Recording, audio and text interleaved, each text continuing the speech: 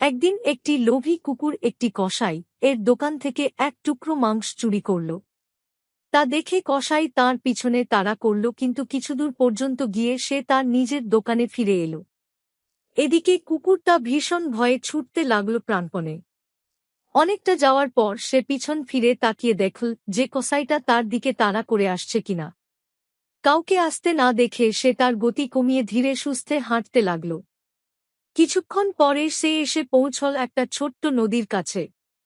সে তখন মুখের মাংসের টুকরোটা নিয়ে সেতুর ওপর দিয়ে নদী পার হতে লাগল। শেষময় নদীর পরিষ্কার জলে তার প্রতিবিম্ব ভেসে উঠতে সে সেদিকে তাকিয়ে দেখল। লোভী আর বোকা কুকুরটা নিজের প্রতিবিম্বকে মাংস মুখে অন্য একটি কুকুর মনে করল। সেই মাংসের টুকরোটাও পাওয়ার জন্য তার খুব লোভ হল। সে এবার অন্য কিছু চিন্তা ভাবনা না করে নদীর জলে ঝাঁপিয়ে পড়ল, আর সঙ্গে সঙ্গে জলের স্রোত তাকে ভাসিয়ে নিয়ে গেল।